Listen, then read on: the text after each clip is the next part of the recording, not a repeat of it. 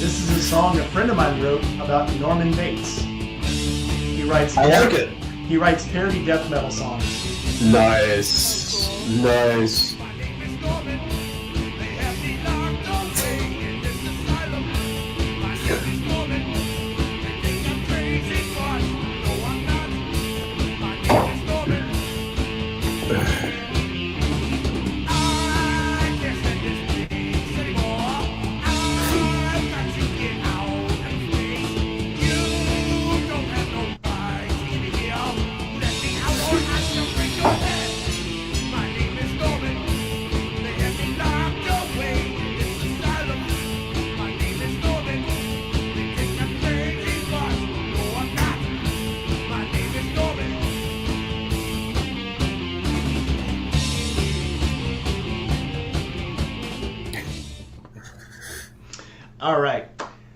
All right, everybody. Welcome to the channel. Welcome to Rainy Nights, the show where I get to interview motorcycle personalities and people who are excited about motorcycles.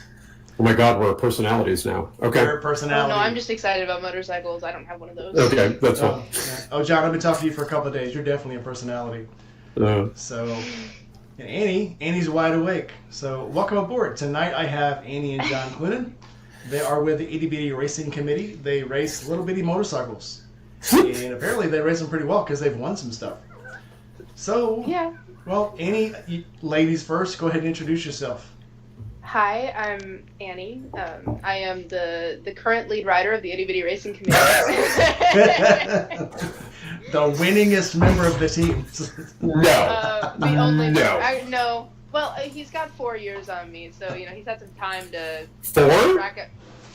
3 years. 3 years of racing to rack up some trophies. 30 plus. Okay, well I'm talking. Okay, recently. Anyway, yes. Yes. Okay, just last 4 years. Yeah. Okay, fine. Yeah. You guys aren't related or anything, are you? No, not at all. No. So. No. Yeah. Here, So I'll just put the trophy wall on screen. There we go. So despite not being the trophy winner as of yet, so far, I am the only rider currently, and therefore the lead one. I don't know. Yeah, I guess that's me. What else is there to know? Well, I guess that's good enough for now. Let's go with Great. John. So my name's John Clunan. I am I am currently the crew chief, pit bitch, and enabler for the Itty Bitty Racing Committee. I am on the injured list. I broke my collarbone in 2024, and I raced on a broken collarbone for a full season. So now I don't get to race for the rest of this year. Pick your battles wisely. Yes. Well, especially at 55, we don't heal quite as quick as we used to. But no, I've been racing since I've been riding since about 85 and racing since 89. I sucked this kid into it a couple of years ago, first in the mini class, and this year she's racing my former race bike, Ninja 300. So excellent. Well, let's get it started. So anybody in the chat, if you have a question, address it to @RainyRider, throw it in the chat, and I will pick it up and communicate it with the rest of the guys. So let's start with Annie. Where are you from and what do you ride? So I am from Georgia, but I live in DC now. Actually in the city, DC. I ride a Ninja 300. I race a Ninja 300. I do not ride anything on the street because street riding in DC is scary. And racing takes all of my money. So that's an old joke. Get your kids interested in motorcycles and cars, and they'll never have enough money to buy drugs. Exactly. So it seems to be working. So. It is. Yeah. Or food sometimes. All right, John. What about you? So my name's John Clunan. I'm from originally Maine. I live in Woodstock, Georgia now. I've lived in Georgia for about 30 years. I am not currently riding anything. When I am actually riding, I'm also racing a Ninja 300, and we also race the mini class as well. Oh yeah, we have a it's my bike. It's my name's on it. So we currently have a Benelli TNT 135 to ride in the mini class. Yes. Which we are hoping to eventually get a second one of. So Yep. So. But I had to zoom in on that. I thought it was a Grom. I was like, because the camp I go to, they race Groms. Yes. Like, oh, that'd be really cool. And no, it's a Benelli, and it's a big one, much bigger. So the Benellis run in the like. There's a Grom Cup. So the mini class is like Groms, and then everything smaller than like 150 cc's. Isn't that right? Yeah. So like the mini class is kind of a conglomerate of everything that doesn't go very fast. But Groms are a pretty big one. Like most of the grid is going to be Groms.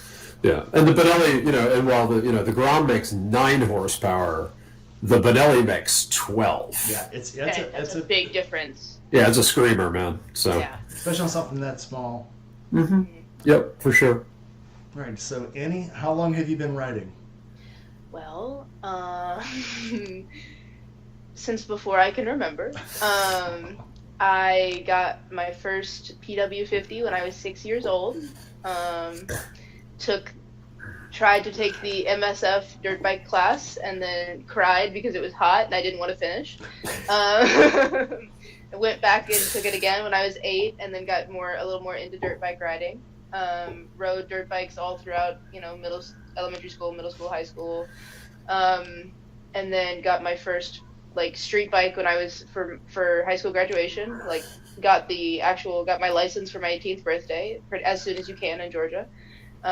Rode street for a year and then sold my bike to focus on college and also pay for it because college is expensive. And then now I've been racing so my 21st birthday I went out and raced on the Benelli for a weekend and then realized that I was in love with it. And so now this is my second season of racing and my first season of racing on the 300. Excellent. Let's see who we got in the chat real quick. I'm ignoring my audience tonight. So we have Chasing Ghost, Mikey on Mikey, Diana Pillion Style, Sick Bastard. We like him already. Yeah. Yeah, he's Sick Bastard I'm very jealous of. So we go to this camp out down in Tampa, and there was a Dyna that went up, and it was a custom Dyna with a huge engine. It was chopped down to the matchsticks. Mm-hmm. And it was White Lightning was its name. And when they auctioned it off, he won, and didn't believe he had actually won. And, wow! So when he came out for the next camp out, they were going to deliver it to him, and he didn't want to get on it. And I was like, dude, ride the bike. He's like, oh, why don't you take it? Ride it for me. I was like, dude, if I ride that, I'm buying it. I'm going to get this bike. He's like, no, just take it for a ride. Well, I took it for a ride, and it's the scariest bike, hands down, I have ever rode. And it's bare bones, bare knuckle. But it was so much fun. And I'm like, dude, if you decide you want to sell this, I'm your man. But there was, he let other people ride it at the camp out. I think he got probably 20 offers to buy that bike at the camp out. But, wow. But he kept it. He rides it. He's got, what's funny, he's got a black Harley, and then he's got the white Harley. And nice. They are both disgustingly awesome bikes, and it's ridiculous. Luckiest man in the world. There you go. Dry Heat Doug just stepped in. Welcome, my Sandy brother. Out from Arizona way. All right, John, how long have you been riding? Like I said, I started riding in 1985 when I was 15 years old. Yes, I'm old. In Maine in the 80s, you could get your street license that early. I started racing in 89. I raced the Loudon Road Race Series for a couple of years. Moved down here to the South, raced with CCS and Wera for a bunch of years, and then took a bunch of years off, and then came back to it about back in 2021. It was my 50th birthday gift to myself because I just felt like something was missing from my life. So I'm like, all right, let's go do this thing. And we ended up in the small bike class because a buddy of mine he and I had both raced 600s for years and years and years. And he had a Ninja 250. He was racing in this class because at that time that bike was competitive in this class. And he's like, you got to try this. So I took it out for a few laps on the racetrack, and I was hooked. I was like, this bike's dumb. It makes no power. It is an absolute corner speed motorcycle. and you have to ride it really different than you do like a 600 or 1,000. And it was a blast. And I was like, the next thing I knew, I was racing one. So, so I, regular, so this would have been my 4th season in a row racing, and so, except for the fact of my shoulder. So, and we'll be back in February. Never give up. Yeah, you can't call yourself old because we're the same age. So right, yeah. She calls me old. I'm gonna call him old. And it's no offense to you. I'm just gonna, I have to. It's different when it's your dad. Yeah, you gotta stick that finger in his rib. Yeah. Yeah, a little bit. Yeah, happens all the time. So. Yeah. All right, so Annie, would you consider yourself a fair weather rider or a rough rider? I don't know. I guess probably more of a fair weather rider, but that's also because but I guess I don't know. Racing, you end up with a lot of rough conditions and a lot of different things, and I think racing has taught me to be more of a rough rider. But obviously you prefer a fair weather. You prefer, yes, but I think the break point is there a point where it gets rough and you'll just say, no, I'm not riding? That's everyone prefers a good day. Sure. But I haven't had one yet. I have hopped back on the bike after crashes, literally 20 minutes later, and I have made choices that probably I shouldn't have made to go back out and get back on. There has not been a point where I've looked out. I mean, other than lightning, and they won't let you go out. There hasn't been a point where I've said no, I'm not gonna go out. So there was when I was younger, and when we were doing dirt stuff. But I think that racing, I really embraced. Go out, get back out there. Embrace the suck. Yeah. Yeah. Mm-hmm. I mean, there's my first race weekend ever, I crashed in turn 1 at Tally, which is at Little Tally, which is a very, very fast corner. And it literally was my first race ever. It was the mock race to get my race license. And I, the bike was in shambles, and they looked at me and they were like, do we want to deal with putting this back together so you can race tomorrow? And I said, yeah, I'm not missing out. And so now there's a great photo of the bike basically duct taped and zip tied back together, but I went out and raced the next day, and lo and behold, I won. Quality memories. Yeah. Quality memories there. Welcome in Flippin' Zippo in Motorbomb, Virginia. I've been on Motorbomb's duct tape program and Bastards program a few times. Love it. On the duct tape group. John, what about you? Oh, totally rough. I mean, we and so kind of to Annie's point, there's a great meme about NASCAR not racing in the rain. It's like, aren't you all cute? Because we just throw the rain tires on and go. Yeah. I've done track days in the rain, full days, 8 hours, pouring rain. Just practice, and when I was still street riding, that didn't stop me either. I rode from in 2020. I rode from here to Maine and back, and you don't do that many days. You don't do that many days in a row without hitting some weather. So if you can dodge a wrench, you can dodge a ball. Absolutely. So, and for racing, we have rain tires. We bring them to every race, and because if we don't, then it rains. Yeah, exactly. If you don't bring the rain tires, it rains. I just made a meme. So I don't have a car. My wife has a car. I've got 3 motorcycles, and I made a little short that had me in the rain. It was pouring when I went to leave for work, and so I made a joke that says, people are always asking me, "Don't you wish you had a car?" And I was like, "No, I wish it would stop raining." Yeah, which is so funny because I have said now that I kind of want it to rain. I want to go out there in the rain.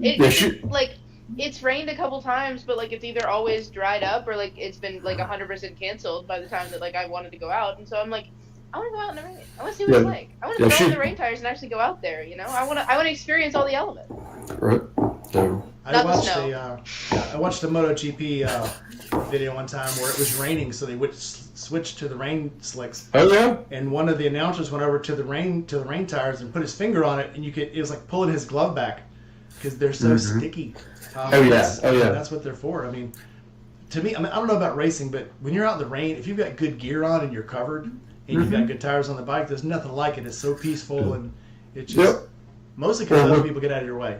Yeah, well, with racing, it's really like honestly, with good gear, you have the same damn gear you wear in the dry race. It just it's just wet.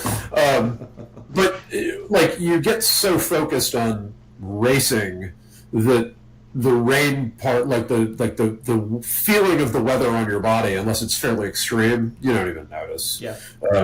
I've raced in some rain when it was crazy cold, and you do notice that because you get through a sprint race and you feel like you're going to die of hypothermia. But other than that, like you don't really notice. So. You don't notice many conditions when you're on the track. That's true. The adrenaline and everything, Yeah, it just because it was 40 degrees when we were at Tally. And, no, it was 29. Yeah. And then once you get out there, you don't even acknowledge, you don't even realize. You're just like, yeah, okay. And then you come back and you're like, oh shit, I'm really cold. But like, for the time that you're on the bike, you don't even acknowledge, you don't even realize. Oh, I forgot. Tonight's giveaway is, let's see if we get this. Less light. Okay. Oh, cool. Winks, wheels, throttle, and brake lock. Now, for the big bike, I can use this on the Harley. For the big bike, I use this as a helmet lock. So we're going to have, let's see. It works as a motorcycle throttle lock, but for the big bike, it's a lot better as a helmet lock or locking things to the bike, locking your bags down and stuff. But we're going to let Annie, at the end of this broadcast, ask 3 questions. Anybody that can answer all 3 questions, I'm going to send that to you. Cool. Haven't given anything away in a while. So keep track of your answers, Annie. They're going to be based on both of your answers, but keep track and write down their questions. Don't let anybody know. Even sometimes fake writing it down when people think you're writing a question down and you're not really. We're plugging this. Okay. All right. Let's see. So we've already asked, both of you have talked about how you got into motorcycles. So Annie, who inspires you to ride? Ugh, I don't want to say it. My dad. God, that guy again? Come on. Yeah, it's Well, that's why I generally do these podcasts without him, is because I talk about him enough anyway. I know I had to show up for this one. It was hard, wasn't it? Yeah. He's probably my biggest inspiration, just because he's the one that got me out there, and he's the one that I've seen go through some shit while riding. Other than that, I think any woman that goes out there and does it is an inspiration for me, because it's nice to see. This is a male-dominated sport. It's nice to see girls go out there. Brianna Cutler, for example. Who's that? I love her. Who would know? I love her to death. Kaylee Yakov. Any girl that goes out there and is it's a shared sort of inspiration, I guess. Well, after this, you and Brianna Cutler will have the same clout. You've both been interviewed on the Rennie Rider channel, so now you'll have something to talk about. You could call her and talk to her and say, hey, I was on the channel too. Yeah, by the way, tell me about BRC. Tell me about BTR. Yeah. So, excellent. Love it. Now, John, what about you? So initially, it was actually my best buddy in high school. He was, I was a big nerd, and he was a 6 foot tall, athletic, blonde guy who was just cooler than everybody else I knew. So he went out and bought a Honda Shadow, and I saw that and I'm like, I need a piece of that. So, but I decided to go the other direction, and I went and bought a Ninja 600. And I didn't become any cooler, but man, I was hooked. Like had more bikes than I can shake a stick at since then. And then like, recent inspirations. Actually, Annie is somewhat of one, just because I like to watch her ride, and and it gives us something to do together. Because how many 22-year-old girls want to go hang out with their dad for the weekend, right? Right? See? Yeah. So drive me with motorcycles. I'm not ashamed of that. There's no shame in that game. Whatever works, yeah. Whatever bait pulls the fish, yeah. Right, but and then of course now, like a lot of the pros, I'm a MotoGP, I'm a total MotoGP head. I just I love watching that series, and pretty much any of those guys that are out there on the grid, are an inspiration to me, because that's a level I'll never reach. So. Who's your favorite MotoGP rider ever? Not just now, ever. Ever? Let's say the last 20 years. No, we got to go back further than that, because it had to be Mick Doohan. I thought, because he was so dominant. Of course he's an Irishman, so that didn't hurt my feelings either. Just like the rest of us Clunans. And he also just had a great comeback story, right? Because they had to sew the guy's legs together in order that he'd get blood flow to both of them, and he didn't lose one. Yeah. That's brilliant. So really, just an amazing rider. And so probably of all time, it would probably have to be Mick Doohan. So. Awesome. Good choice. That's a blast from the past. Yeah. Yeah. Well, I've been watching GP since '87. So no, probably before that actually. So I was probably 12. So 82. Yeah, before 80s and 90s, I was big into like motocross track series. Yep. I didn't get into GP really until about 99. Yeah. Well, the funny thing is about talking about dirt is I didn't ride dirt until she did. I had always been a street rider or a racer, and then when she came along and wanted to go ride, I was like, well, I guess we're going to get dirt bikes, because you're not going to put a 6-year-old on the street. Should have put me on the track. If I had known we could, I would have. So yeah, mini moto, 6-year-old mini moto. Yeah. If I had known then we could do it, I'd have done it. I would have. My mother would have never let you. Well, your mother and I were divorced by then, so. She'd have never known. She'd have never known. Yeah, she's yeah. Anyway, let's not get into that. But yeah, like I said, I didn't ride dirt until she started. So. All right, Andy, who's your favorite GP rider? Danny Pedrosa. Oh yeah, I didn't think about Danny. Yeah, I just I love how happy he is, despite and we love an underdog, never coming in, never actually winning a championship, but coming in second so many times, and I love everything that he does now too, like working with Red Bull and doing all the kind of dumb stuff that they have him do. So. Probably, yeah, I think Danny. He's, we used to, the whole, him in his interviews being a little robot, you just, Yeah, because he was terrible with the media, so. Yeah. That's kind of funny. All right, Annie. Let's see. So you do ride on the street now? You did? Do you still try to get on the street? I did for about a year. Or so, I don't exactly know how long. I had a 95 EX500, Suzuki EX500. Kawasaki. Kawasaki. Yeah, it was purple. It was purple. Purple. No, because it was the predecessor to the Ninja. I know that. Right. Yeah. Yeah. No, it was a Kawasaki. And rode that for a while. But I lived in midtown Atlanta. Downtown Atlanta, and I didn't want to ride around there, so I got rid of it, focused on college, and then just started racing, and that was kind of the end of. I've wanted to get a bike, but now living in DC, it's just not worth it, I get it. I used to live in Virginia, and when I would go an hour out of my way to go around the loop because going up to Connecticut, because I hated it. And I do that to Atlanta now. Yep. So I'll come up from Tampa, and the quickest way is to go straight up, 75, hit Atlanta, and then cut across through the forest. Yep. But I'll go an hour and a half out of my way and go through Montgomery and Birmingham, go around the other way to get up to Memphis because I hate Atlanta. 3 times I've drove through Atlanta. The last time I drove through Atlanta was because it started getting cold.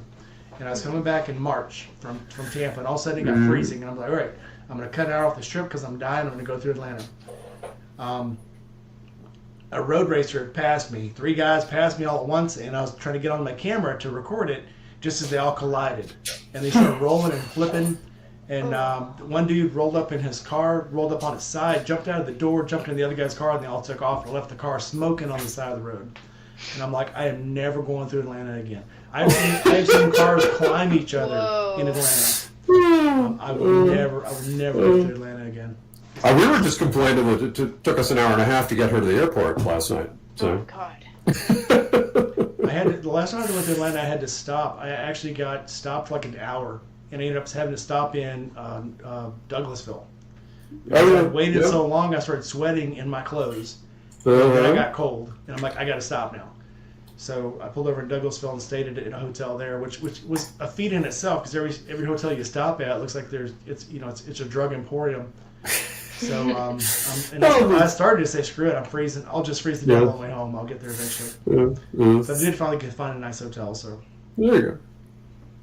All right. So Annie, would you rather a solo ride or a group ride? When you're out, do you want to be all by yourself, just listening to the wind, or do you want to be with people and sharing the experience? Solo. Absolutely solo. I have not really done many group rides other than like some dirt rides, but like the only group riding I do now is either getting past or passing people, because we're all going the same direction, the same loop. But I'm more of an independent person, and I don't want to have to deal with anybody else. I want to do what I want to do rather than what everybody else thinks we should all do. And I'm also, I am an all the gear all the time person. And a lot of times you get into those group rides and some people aren't. And I'm judgy as shit of that.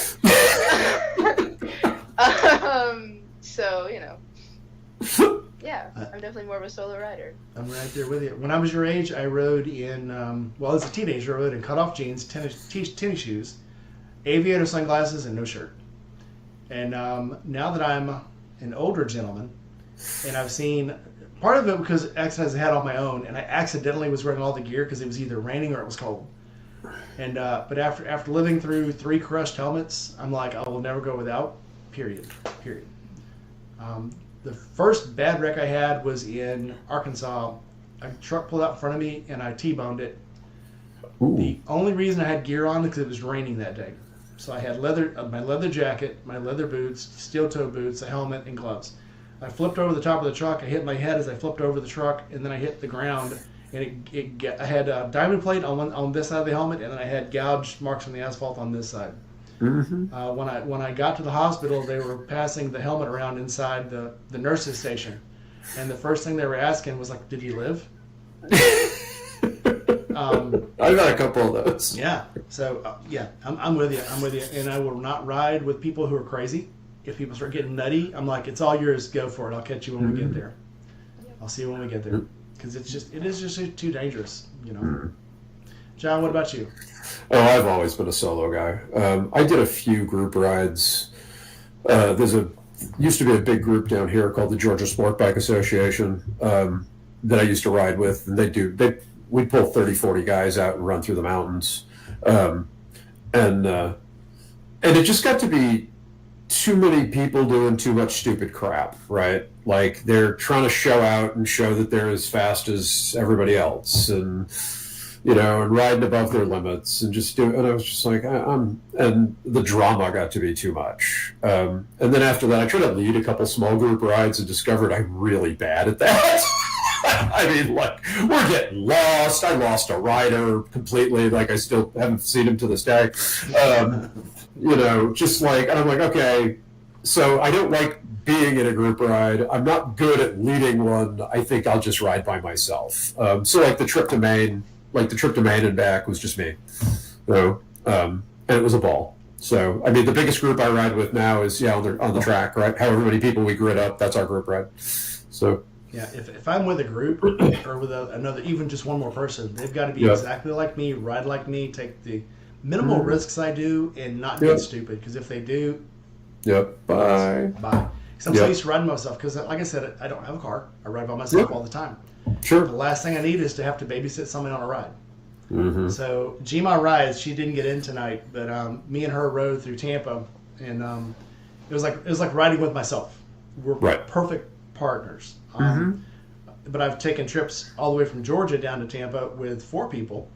It was like they kept passing each other, and then all of a sudden we just veer off and go into the rest stop and not tell anybody. And it's like, do we stop? Do we keep going? It's like, well, they have a phone. They'll catch me when I get where I'm going. And I just left them. And like, dude, you just left us. And I'm like, no, I didn't leave you. You left yourself. Good luck. Catch me when we get there. So, and there were 3 or 4 guys I used to ride with regularly.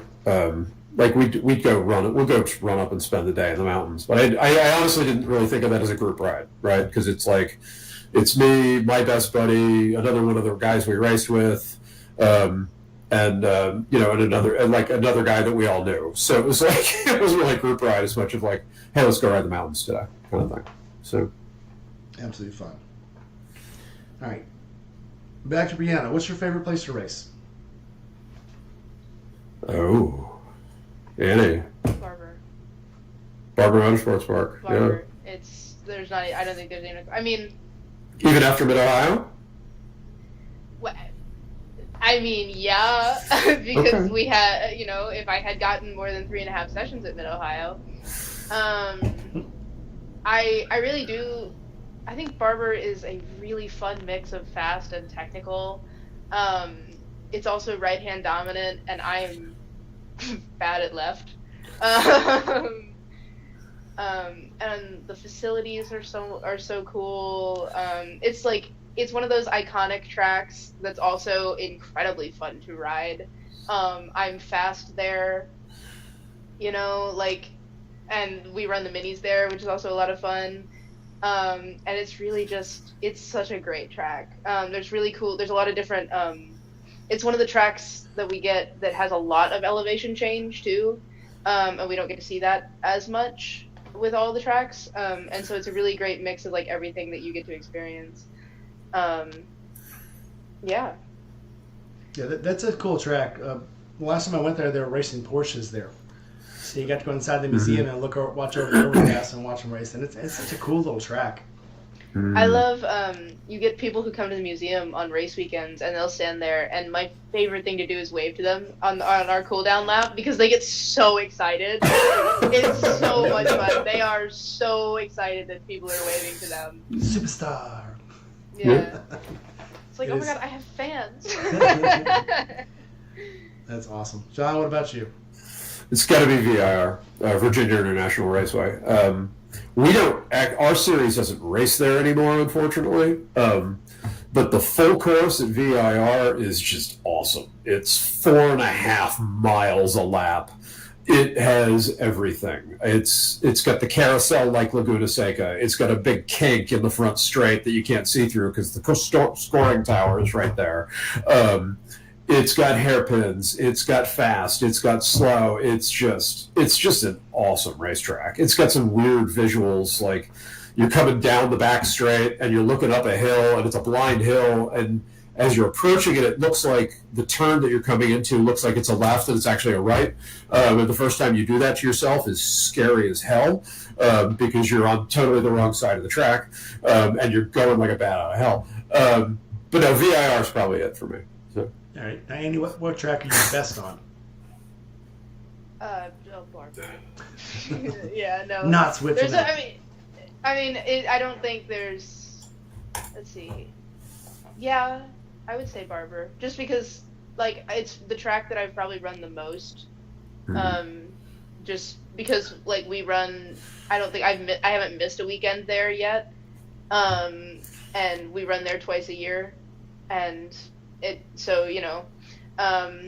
And I've missed weekends everywhere else that we run more, so that would probably be it for me. And I also get excited about running there, and it's so much fun. And it was also that was where I had my first like real battle for a podium, which is which adds to it because I had to really fight for it, and I won. which is the Good best job. part.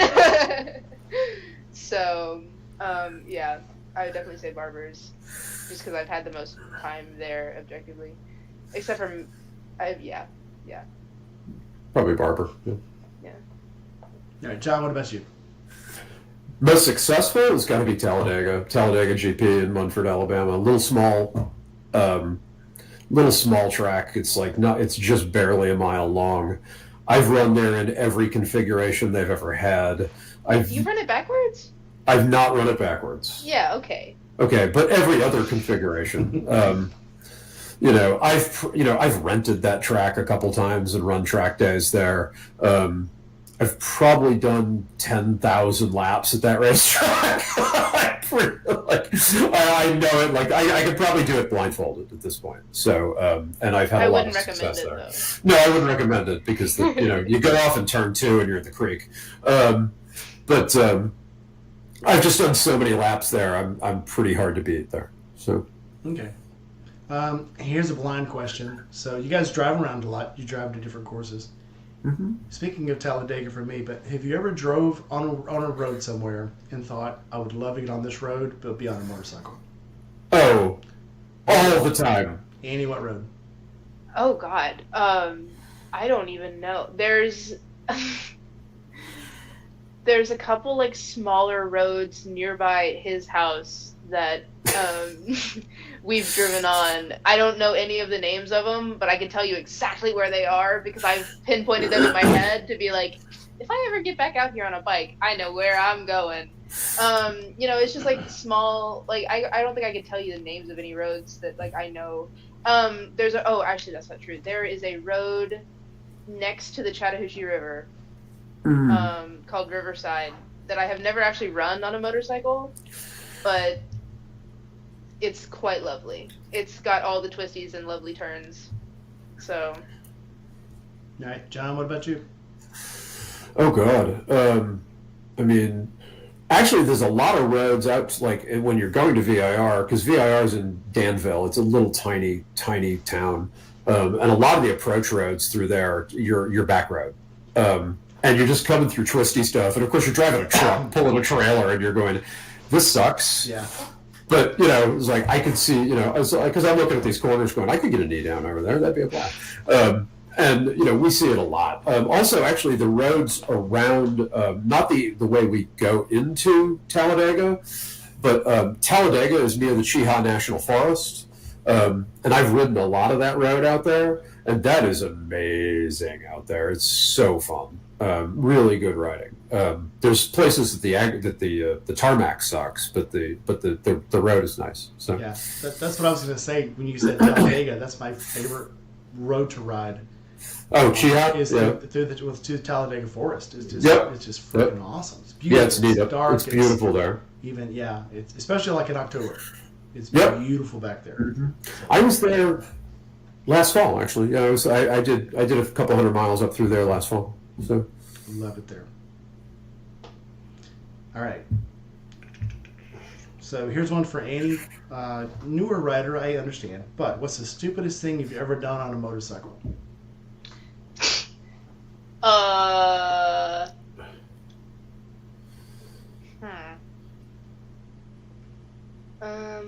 Let's see. Probably my crash at Barber. Not the mini crash. Because I low sided the Benelli, which was really dumb. Because I just went into a corner and braked way too late. And that was just objectively so stupid. That's probably the dumbest thing I've done that I can remember. I'm sure I've done. I mean, what made it stupid? I mean, what did you do to make it so stupid? Oh, so I had just gotten off the 300, right? I was just, you got cocky. Yeah. So I had just gotten off the 300. And you go from a bike that'll do 115 to a bike that'll do 70 tops, right? You're feeling a little different, and you're feeling special, right? Because you think that you You can run the racetrack wherever you really want to. And so I was like, I wonder exactly how late I can break into this corner. And then I was like, I bet I can do it farther back than anybody else can. No. No, I couldn't. And I just totally dove into the corner way too late, and crashed. And yeah, low-sided the Benelli, and it was awesome. And there are some really wonderful pictures that make that worthwhile. Mm-hmm. Yeah, trackside photography got the whole thing. I can't remember if it was Duhan or Kenny Roberts that said, "Don't break until you see God." Yep. There's a really good meme that shows Jesus holding a sign that says, "What is it? Too late?" Yeah. Yeah. So. Yeah. Yeah. No, that was probably the dumbest thing that I've done, at least recently. I'm sure there's other stupid shit that I've done that I just don't remember. All right, continuation question. What's the scariest moment you've ever had on a bike? And you better not say riding in the back with me. No, it would so that same weekend. God, everything. I swear I go to other racetracks than Barber. Sure. So with Wira, I run 2 classes. One where I'm pretty severely overpowered, but I just want the track time, and then Underpowered. Underpowered, and then one where like I'm actually sorry, yeah, you're right. I'm pretty severely underpowered, and then one where like I'm actually competitive. And so. But the race where I'm underpowered is first, and I'd gone out and I was running really well, but I ran out of gas, which is another stupid thing that I've done on a motorcycle, but not my fault, so it's fine. Hit bitch.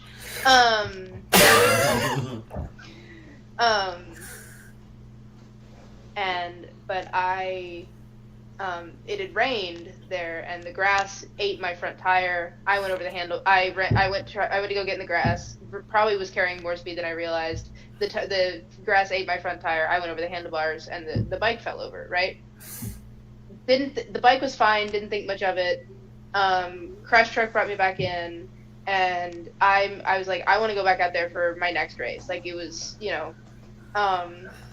that was a big moment for me where I was like, I want to go back out because like I was feeling so good, and like the crash that I just had was not my fault. Like, like there was no problem getting back on. And so, we got it retacked and we thought it was fine. And what we didn't realize was that one of my handlebar my clip-on, right, my handlebar where the bike had fallen, on the side that had fallen on, had come loose. And it had come just a little bit loose, so, like, we rode it around the paddock and nobody noticed, right? But I went out, and there's a kink in the back straight at Barber, and I was coming through the kink, and it's a left and a right, and I was coming through the right, and my handlebar just went down. And I'm going at, like, probably easy 100 miles an hour. Yeah, like I'm going at 100 miles an hour, and all of a sudden I don't have something to hold on to. Like it's moved and I'm going down. And so I hit the ground. And that was probably like that moment where the handlebar moved is probably the scariest moment I've ever had on a motorcycle. And that does include the time where I fell off a mountain on a dirt bike. I would say that moment was scarier just because like I part of racing is like, you control every variable you can, and a variable that I had trusted, went out on me in a really ugly way at a very, very high speed. And that was very, very scary. So yeah, the things that are going to save you when they disappear. It's like everybody's seen this meme. It's the dude that's holding the whole left clip on in his hand, and he's going, "Hey Jesus, it's me again." Yeah. Yep. And so there's a brief couple of seconds there where like you just kind of process the fact that like you're gonna crash. Like, you are getting ready to go down, like, you're falling, and there's nothing you can do about it, and that is definitely the scariest moment by far. Awesome. John, same series of question. What was the dumbest thing you've ever done? We've had more experience, so you can dig deeper into the archive. There's so many. I mean, starting in the... so a buddy of mine and I bought a bike together, and it was a turd. It was an absolute basket case. We bought it for... We each threw in $25 for this bike, to give you an idea of how wonderful it was. And we were working on it, trying to get it running one weekend, and lo and behold, we got the bike running. So of course, what do? I jump on the motorcycle and take off down this dirt road that the guy lives on. It's about a half-mile dirt road. What I had neglected to remember was the fact that we had not actually hooked up the brakes. So I'm going down this dirt road. I'm going doing 35, 40 miles an hour, and I'm headed towards Route 1 in Maine, which is a fairly major road. And I go to grab, I go to slow down, and I grab the front brake, and nothing happens. I hit the back brake, and still nothing happens. So I end up and the corner to actually make a right onto the road would have been it's like a hairpin, in a very, very tight hairpin. And I was like, there's no way in hell I'm going to do this. So I actually go the wrong way down Route 1 on this motorcycle because I go to let off the throttle sticks. So now I'm doing 35 miles an hour down the down the breakdown lane in the wrong direction on Route 1 in Maine. And after a while, and luckily for me, we didn't have a lot of gas in the bike. So about 2 miles down the road, I just finally ran out of fuel. So that would probably be the stupidest thing, was getting on a bike that, I just kind of forgot didn't have brakes. That one definitely was rough. Scariest? Watching her fall down a mountain might have been it, because I was on the motorcycle behind her. And watching the bike go this way and the daughter go that way, and sitting there going, oh, this is not going to be pretty. But scariest. I mean, I've been in some pretty scary situations. Getting high-sided at Loudon Raceway at 135, that was pretty frightening. But probably the most scary one that I really did okay with was I was at a track day at Jennings Grand Prix down in Florida. It was raining. And there was an AMA rider down there back when Moto America was AMA racing, and she and I were the only ones out on the track. Like, she was just like, "No, I'm going to go," and I was like, "I paid for this track day. I'm going too." And she was giving me a tow. She's just like, "I'll show you. I'll show you the lines." And so we start just running hot laps. And because because it was raining, they said open track. So we didn't have to go in. So we're just running lap after lap, and the rain is coming down, and it's coming down pretty hard. And on the inside of the last corner before the front straight is a puddle. And the puddle keeps getting bigger and bigger and bigger and going out into the corner more and more and more. And then finally, and I see it, but it doesn't process, and I'm going through this last corner, and I hit the damn puddle. And the back end of the bike comes out sideways. And now I'm hot shoeing sideways down the front straight of Jennings, which the problem with that is at the end of the front straight of Jennings is a left. And my motorcycle is facing to the right. And all I can think is, this thing's either going to catch traction, I'm going to high side, and I'm moving, and I was on a 600, I was probably doing 140. I said, it's not going to catch traction, and I'm just going to go off anyway. And about halfway down the front, and I stayed in the throttle because, when in doubt, throttle out, right? If nothing else, it eliminates the suspense. So about halfway down the front straight, the rear wheel started to catch traction, and the bike straightened out, and I made the damn next corner. And I was like, and after that, I did the required lap to get to pit out, and I left the track day because I was pretty sure at that point I never wanted to get on a motorcycle ever again. And then 2 weeks later, I went racing. But that was freaking terrifying. So, yeah. All right, so here's a dad-only question for you. What's the Okay. scariest you've ever been for her while she was riding and you were just watching? She knows. Turn 1 Talladega, probably. Yep, that was yep. Well, especially since, like when she crashed at Barber, like, we were in the paddock, and like, the fast crash at Barber, she was on the other side of the track. So I didn't see it happen. Excuse me. But Tally, I was standing on the inside of turn 1, where she crashed. And I'm watching her, and she's coming through turn 1 with her hair on fire. And I was very proud of her, actually, because that's a really, like, it's a fast turn, and if you know how to do it full throttle, it's very rewarding. And she had been coming through it, and she came through it wide open and just lost the front. And I'm watching Bike tumbling down the track, and I'm watching Kid tumbling through the grass, and I'm going, oh, this is bad. How old was she? This was, what, last year? This was beginning of this year. February of this year. February of this year. Yeah. And she was this many old. Yeah, she was this many old, and I was 21. She was 21. Yeah, and to add insult to injury, there, I had a very good friend of mine have a really bad crash there, like 3 years prior, and who is just able to get back on a motorcycle now, if that tells you anything. Like, she had to get life flighted out and all that shit. Now, all I can think of is. Okay. No, not Annie, but this other rider. Okay. And all I can think of is, oh, Jesus, here we go. We're getting ready to go life flight. This is going to be really bad. And then she stands up, gives a thumbs up to the corner worker, and takes a bow. Yeah. Cocky. Well, okay, so no, it wasn't cocky. They always, so to get your race license with Mira, you have to complete a mock race. It's 4 laps, very quick, right? And the rule is basically, as long as you don't crash out of that race, you get your license.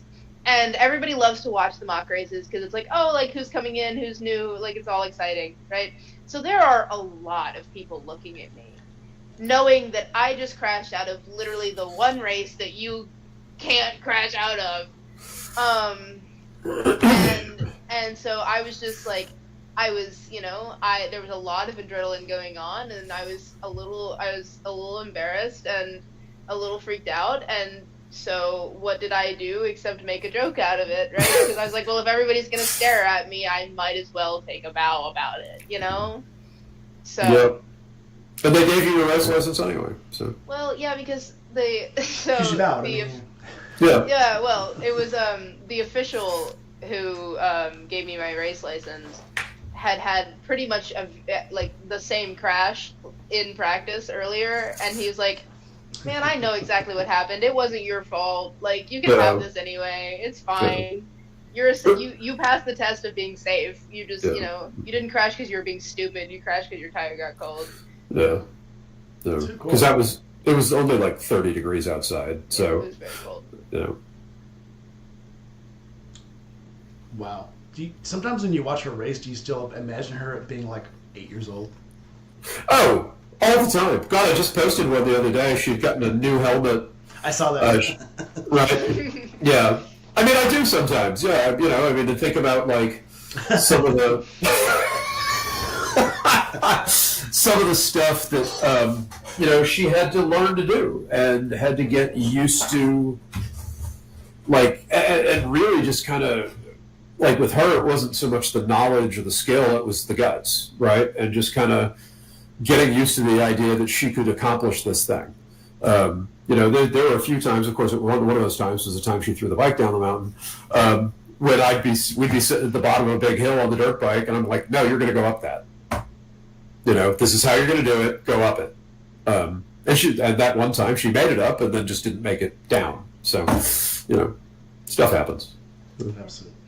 Right. Well, to be fair, there hasn't been a time. I don't think there's been a time racing where you've been like, get back on the bike. So. No.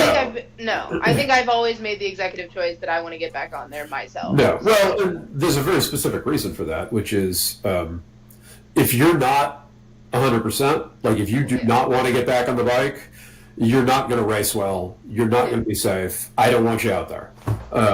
So, which is why, like, and you're the rider, right? Like, you're the one who has to make the decision to actually make that, like, to go and do that thing. So, you know. I had somebody tell me one time, when you're a new rider, the decision to get on the bike or not comes down to fear and overcoming your fear. When you're an experienced rider, it comes down to common sense. Yeah, I give you that. It's just not a good time to get on the bike sometimes. Yep, truth. All right, back to Annie. What has been your favorite part of riding?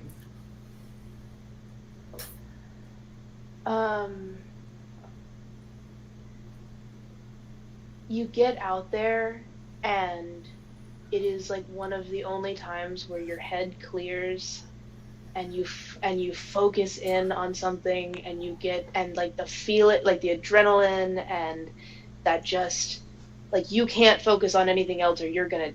I mean, you're gonna die is like not right, because that's a little bit of an exaggeration, but it is kind of true. Like you have to focus, and your head clears. And there's nothing else like it. There's really not, you know? Like, it is the only time where I, you know, no matter what's bothering me, I get out on the motorcycle and it goes away. And that is probably, like, my favorite thing about riding. Other than the people, I think the community, especially the racing community, I will make that distinction, are probably some of the best people that you can ever meet. And that is truly like one of my other. I don't think I would do this sport as excitedly as I do if the community was not as amazing as it was. So those are probably my two big things. Is there ever a time that you wish it wasn't so dangerous in DC where you could ride every day? Absolutely, every day. So is DC a temporary? So you said you're still going to school. You're in school. Is it a temporary thing, or can you live somewhere someday you can ride? I graduated actually last year from in Georgia. I'm doing research at another school. It is a temporary thing. I'm looking at moving, back home to focus on riding for a year. To get a street bike, but also focus on racing. Because commit to the bit for a year, and then go. Actually get a career or whatever. But yeah, no, I'm looking at most likely moving back down and getting a street bike and riding more. Because I want to get more seat time, and I want to get out there and ride. I love to do it. Obviously, the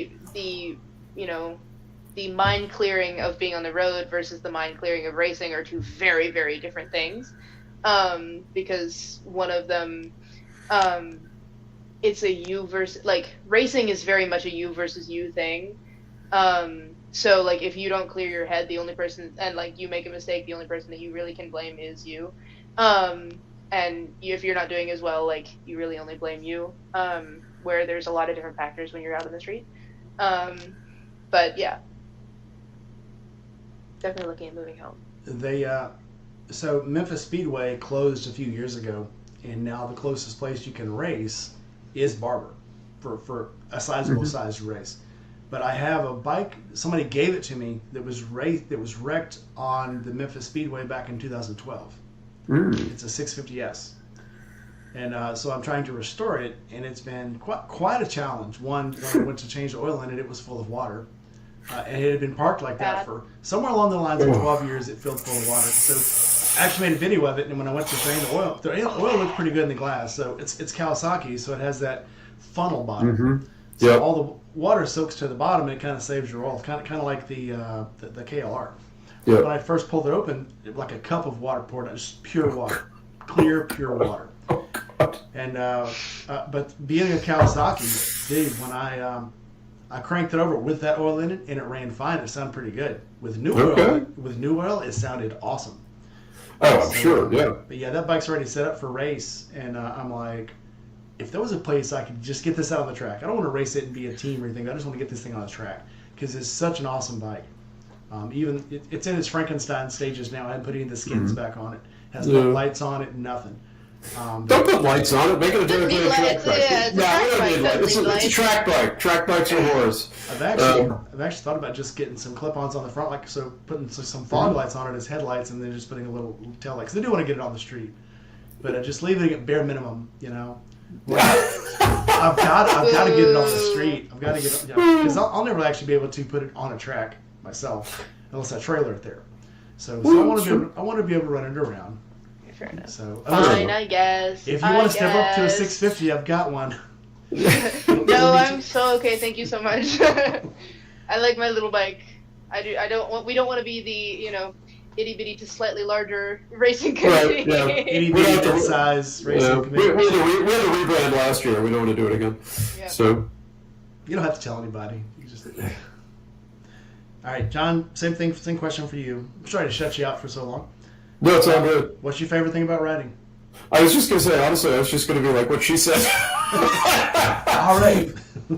Because it really is, like, for me, it's very much a focus thing. It's a Zen thing. I actually wrote a blog post about this about 15 years ago, about contemplative practice. And a lot of people think about, like, they think about meditation and that kind of stuff. But Mirabai Bush actually published a thing called the Tree of Contemplative Practice. And it's basically anything that you have to focus on, 100%. And if there's anything on earth that you have to focus on 100%, whether it's on the street or on the track, it's riding a motorcycle. And I love that because I'm an executive at a marketing agency. I have a lot going on, and the ability to just think about just this one thing for a while is huge. And then the other thing is the community. I love those people. They are the best. The racing community is the best people on earth, and I'm sure some of them are listening. And I love all of you. So it's funny we joke that I think we have our own podcast, right? And we joke that I think we mention how wonderful the community is every single episode. Like whether like whether because like we'll happen to mention somebody and we'll be like, well, just another member of the absolutely wonderful racing community, like every single time. So now it's just a joke that like it's more of a running bit at this point. Yeah, it kind of is, but we love those folks. So. We do. There's nothing wrong with that. I never have any video that goes by I don't mention Forgotten Angels, so I get it. The people that affect your life, you want to throw in there, like I just did. Hashtag Forgotten Angels. All right. Flip side of that same question: what's the most frustrating part of riding for you? Hang on. Yeah. Owen Bartlett just said, "Love you guys too. Hi, Owen. Hoping to get in on track with you as soon as I can." We miss you. Okay, wait, hold on. Owen, I'm going to call out Owen real quick first, because I will say, Owen, I don't miss being passed by you.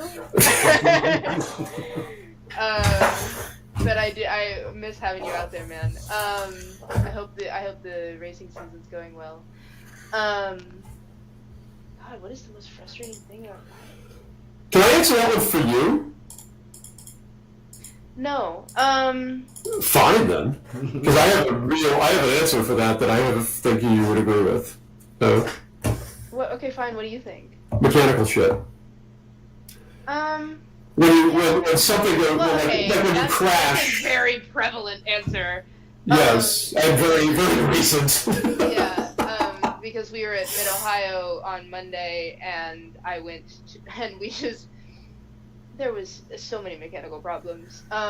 Because my shifter went away first, and then I lost power, which kept me from getting an eval up to intermediate where I should have been, which was frustrating. Yeah, I guess mechanical problems, how expensive it is was really frustrating. Mm-hmm. Because that's kind of, I think, that is the limiting factor, right? Is we have to pay it's pay to play. And that is probably, I guess, the most frustrating thing for me sometimes is not being heard as a rider, because you get that sometimes. I'm not calling you out specifically, Father, despite you being part of the problem. Not at all. Yes. No, but like honestly, as a girl, like some people or as a younger person, people assume that you don't know what you're talking about, and that is probably the most frustrating thing, because like a mechanical problem is fixable, but like somebody being an asshole is not.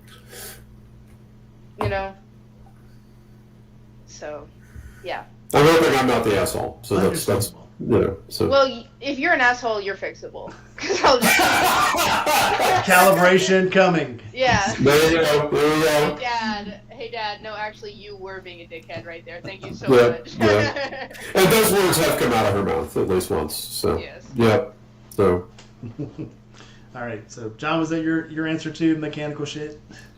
No, actually, for me, it's. I hate nothing more than setting up and tearing down a paddock. Oh my God. Because you get to the track and you've been on the road and you're already a little tired and you can't really eat until the paddock's set up because all the kitchen stuff is in bins, and you've got to make we sleep in a tent at the track because we're a low budget race team, and it just takes. It seems like it takes forever. Forever, yes. Forever.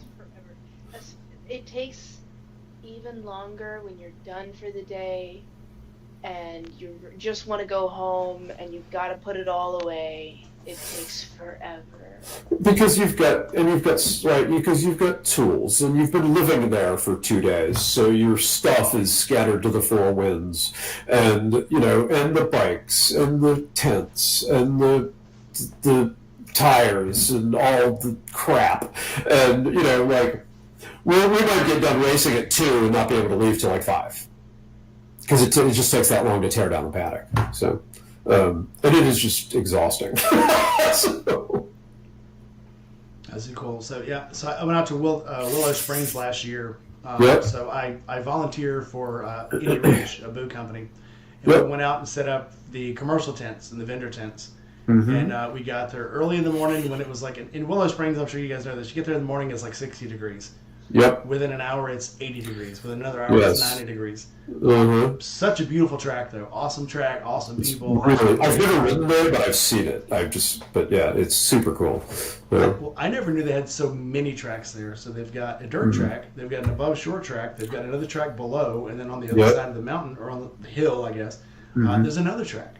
Oh yeah, it's wild. When we were out there doing the vendor stuff, they were doing qualifying for. So West Coast now is doing this thing in Jersey as too. The state actually qualifies you instead of doing an MSF thing, and they have this thing where the states actually commission people to teach their laws for their state instead of a really broad MSF course. Mm-hmm. And it's that's cool actually. It's called Rider's Edge is what it's called. Rider's Edge, yeah. Rider's Edge, and not the Harley one. Right. But it's another one. But we were out there and you could hear all these. They had short track cars racing below us, motorcycles above us. They were taking the teams out on the dirt track and on the short track. And from all sides, you had different engines, different motors running, and it was just so cool. That is very cool. And we were set up on the drift track. So nice. It was a lot of fun. Anyway, let's not make this about me. Let's make this about you guys. Okay, sure. All right, so what are your plans for this year? I know you're going to Barbara. I looked at your trip. How far out is that? Is that actually this year, or is it a little further? I can't remember. I think it's okay, so we've October, got right? So next upcoming is Road Atlanta at the end of August. So next Not this weekend, but next weekend. Next. And then Barber is GNF's Grand National Finals in third weekend in October. Second or third weekend in October. And then from there it's track days for the off season, and then we're back at Tally in February. Good. And he's back. Yes, and I'm supposed to be cleared to ride around November. So I've purchased a second Ninja 300 because apparently I'm not getting mine back. And It's not yours anymore. yeah, as I mentioned, I'm not getting mine back. No, he has given it to me. I have purchased it for $1 that I have. I still haven't gotten the book yet. I would like to. We could talk about the money that I sent you recently. Long Fine. Yeah. Let's do it. Yeah, it's not important. Yeah, exactly. Anyway, it's Long not story important. short, the agreement was that I bought the bike off him for a whole $1. Yeah, okay. So anyway, So now it's officially mine. Yeah, so a couple, prepping that bike, doing a track day or two in the off season, and then we're both on the racetrack together in February, and this will be the first time we've shared the racetrack on the big bikes, and that's going to be a riot. So, Owen says he's excited for more competition. I was like, if Owen comes out, man, we're there. We love Owen Bartlett. He's cool. We do. So, We absolutely do. yeah, Owen is the only rider that we've interviewed on our podcast. That's true. Yeah. So yeah. far. So far. So. Nice. Well, the last weekend of October is Forgotten Angels. The second weekend. So if y'all's is the third weekend, I'm trying to crunch the numbers. I think it's the 21st is when y'all's is. I'll have to look again. But yeah, that's only 3.5 hours for me. So You got to come out, man. I'd love Barber anyway. Any excuse to go to Barber would be awesome. Yeah. I got to throw down a little bit on that because watching club racing It's the best. is the best. It's the best. Because It is the most bang for your buck that you will ever get coming out to a motorcycle event. Because here's the thing, you go to a Moto America race or something like that, you're out like in the spectator areas, right? You have designated spaces where you can be. You come to a real race, you come to watch club racing. The racing is just about as good, and you can go anywhere I go. Yep. Except for literally short of actually getting on a motorcycle and running a lap. Like you can hang out in the paddock, you can talk to the riders, you can watch a start from pit wall. It's a fully immersive experience. And there's 15 races a day. And there's 15 races a day, instead of like 6. And it's between $25 and $35 to get per person to get in, rather than like the last Moto America race I looked at was like $70 a head. It cost us what? It cost us $100 each for the weekend. Yeah. So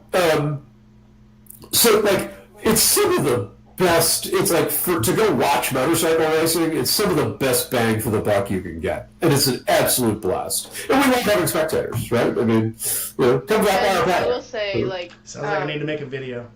Yeah. It's a great opportunity for a video. There are some Moto America racers who come and race Wira because Moto America guys have to have club points, right? Yep. To qualify. So there are Moto America guys who come out there. So if you there is literally that quality of racing. Yeah. Because they're coming and racing with us. It's awesome. And you can just come hang out with them. Chris Durbin or Lee Eshelman. Lee Eshelman. I want to call out Lee Eshelman. I love Lee. Because he let Lee Eshelman, when I crashed at Tally, I totally killed my lid. And Lee Eshelman was like, "Here, you can use this one until you get another one." No questions asked. It's so cool. So you got to come out there. It's the best. I will have to. If it's not the weekend of Forgotten Angels, I'm there. It is the weekend. It is the 23rd. The weekend of the 23rd of October this year. Okay, so. Good. I'm there. Cool. That'll be awesome. Cool. Our paddock is your paddock. So sweet. I'll set up my cameras. I'll bring all the cameras. All the cameras. We love that. And the parking is free if you go to Barber. Parking is free on a motorcycle. So it's also free. It's also free. Like on those weekends, it's free for a car too. So you just got to cover your gate fee. So first time I went to Barber, me and the wife was driving through. It was like, we'll drive down there in the morning, and we'll get there about 11 and 12. We'll be able to see the whole place in like 4 or 5 hours. Yeah. We saw maybe 2.5 floors, and we were running. Yeah. I've spent a day in that museum and still not felt like I got everything. Yeah, so. I definitely have to go back. And plus, there's new stuff every time. So I have a friend who actually had a bike there. He had built one. He built the So Jared Weems built a charity bike, auctioned it off, raffled it. The winner donated the bike to Barber. So the bike went to Barber, and then now is out in Los Angeles on loan, and Barber's going to get it back. So it's actually on display there. And it's one of the David Mann bikes. Cool. He built 3 David Mann bikes. So if you don't know, David Mann never drew a bike that actually existed. He always would make bikes that from his head. So right. We did the doggone hot dog bike and this bike, both, he recreated them. So that's the only version of those bikes that exist. That's amazing. Very cool stuff. So definitely this time when I go, it'll probably be on display. It'd be awesome. So yes. Paul Beardsley is asking, do y'all race at Carolina Motorsports Park? We normally do. We did not get a date there this year.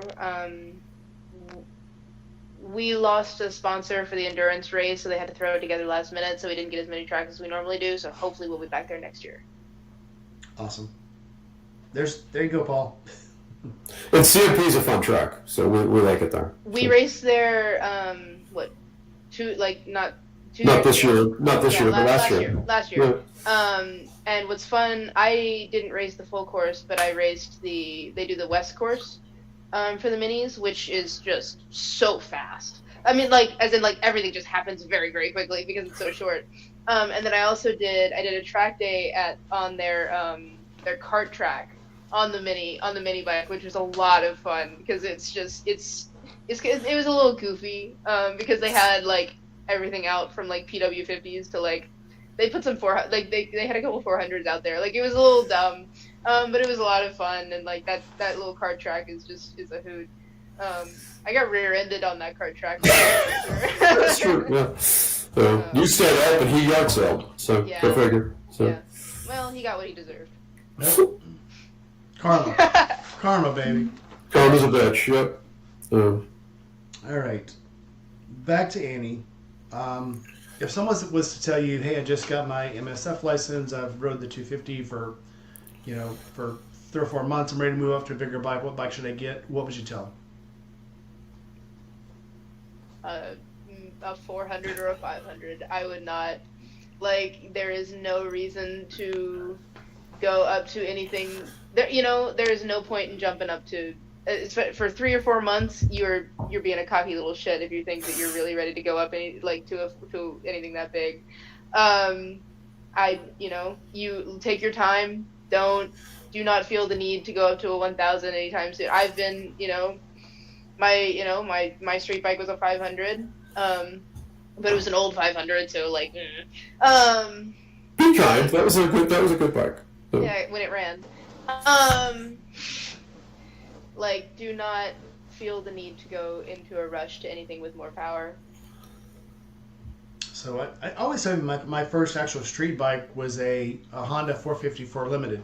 Mm-hmm. But even that was after riding a Suzuki 90, a Honda 80, a Hodaka 250 dirt. What was it called? It was called a Desert Rat.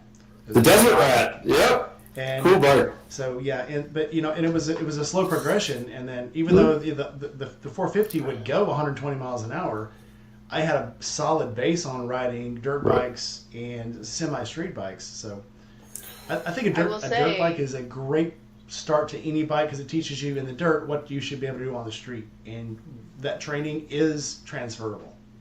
100%. Kawasaki's bringing back the 300 for 2026. So, if you're going up from a 250, just get one of those. They come out race with us. So yeah. All right, John. Same question. Same answer. Honestly, I love the small bikes and the small bore machinery they're making today is so much better than the stuff that you and I grew up with, man. You get a brand new, Ninja 300, Ninja 400, R3, any of the KTM 390, you get a TFT dash and you get ABS and you get all the stuff and it looks racy. The old Ninja, the original Ninja 250 looked like, I don't know what it looked like. It was god awful, but, and they're nice motorcycles. And for a newer rider, like I said, 4 months, that's a very forgiving bike. And you can get a lot out of that thing. They're an absolute blast. So, we wouldn't be the Itty Racing Committee without the small bore stuff. Yeah. So. People love to beat up on all the smart tech that bikes do now. Yep. But even as I've rode since I was 10. Yep. And there's been times on the BMW where I made an unconscious decision and did something dumb, and the bike saved me. Yep. So, yeah, it's great. And it's funny because we say that, and neither of our 300s have ABS. But well, some people like it on the track. I'm not a fan. So, but Andy's never experienced ABS at all on a bike. So. Andy doesn't want to, and he doesn't need to, and he is happy with. Well, on a racetrack, I can see that, but so. I tell people all the time I've had 3 major accidents in my life over my 30 or 45 years of riding. Mm-hmm. And every time it happened was something dumb that I did. Right. And if the bike could have saved me, that would have been very appreciative. Yeah. Dwight Slocum stepped in. He said he got his kids a mini bike with a Predator 212 motor on it. Okay. Yeah. The Predator is such an awesome motor. It's so versatile. And they do anything. Do anything with it. So. See, what you really got to do is you got to get a Grom, right? And then you take a motor from a CBR 300. Thank you, Jim McConville, for that one. Yeah. You take an engine from a CBR 300 and you stick it in the Grom, and that is what you ride. That is what you ride. I have seen people do dumb stuff with Groms. Well, one of our racing buddies, Jim McConville, he just did that, and he brings it to the track, and he'll be like, "Get on it," and you get on it, and you're like, "This is stupid. This is an unbelievable motorcycle right now. Like, I should not, like, there is no reason for this thing to exist, and it's your favorite thing that you've ever ridden. Because it looks like a Grom, like, he did the bodywork correctly, like, it looks like a Grom, it's, and it is absolutely wonderful. So, yeah, no. Okay. I muted him out for a second while he does that. Yeah, I don't know what he's doing, but... Oh, man, it's stuff. Okay. Yep. I like talking about myself anyway, it works out. All right, here's a question for you. Awesome. If you could go anywhere on a bike today, start anywhere, end anywhere, on any bike that you want to ride, where would you go and what bike would you ride? Shoot. If I could... I would go... We're in Europe, for sure. Honestly, I'd probably go to Mugello. I mean, obviously, you're thinking, like, going to, like, going for, like, riding to somewhere. But, like, I'm thinking racetracks here. And the answer is I want to ride Mugello so bad. I don't know what I don't have a dream necessarily. Obviously, like, there's nothing wrong with a brand new Aprilia RS 660. Like, I wouldn't want to be on anything insane, but, like, yeah, I'd want to ride some of the tracks that, like, I grew up watching MotoGP riders race, Valencia, stuff like that. Brno would be cool.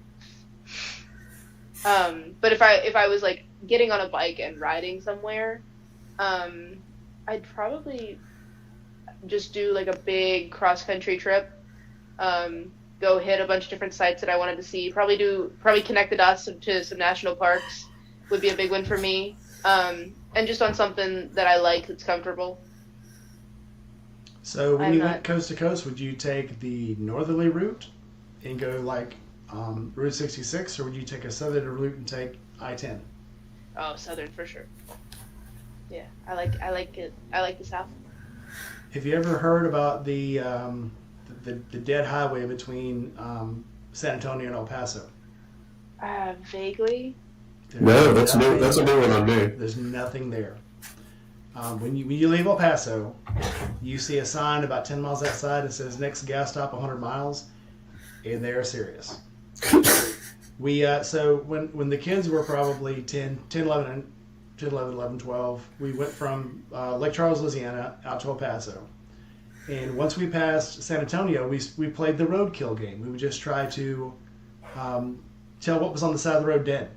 Because that's the only thing we saw. That's all we saw is dead things on the side of the road. And, wow. So yeah, that's fun. But as far as a trip, it's awesome. You know, riding through the desert is like nothing else. Except for when you get into California, and then it's covered with scorpions and tarantulas. And there is one time of the year, and it's late fall. It's like October, November-ish, when you're driving on I-10, and I was riding through, and the tire was like sliding. I thought maybe I had a bad tire or something. And you know, at night the gravel or the asphalt looks kind of grayish black, and it's kind of wobbly because it's hot. So it looked like that, and the tire, the tire was slipping, and I was like, oh, I must be riding on, maybe I got a flat or something. And when I went to slow down, I realized I was running over a swarm of tarantulas. And when I say a swarm, I'm talking about there was one like every 2 or 3 inches, and they were just swarming across the road. Yeah, it's a good time. No. And I just No, saw a friend of mine. She was up north, and where she was riding through Montana, they had a swarm of locusts, and they were all over the road like that. Oh my god. So and it was funny. She stopped the bike because she was hitting a bunch of them, and she hit her horn, and when she honked, they'd all jump like in a wave. They would jump. It was the coolest thing I'd ever seen. That's cool. So, but you can stop in grasshoppers and locusts. You don't want to stop in tarantulas and scorpions because you just keep them going. No, you can have this. So, Anyway, yeah. any other time of year though, although September, October is cool on those roads, that's when they come out. So be warned. Still fun. Still fun. You just got to watch the bike. Mm-hmm. Yeah. All right, John. Same question. Where would you go? What would you ride? Oh God.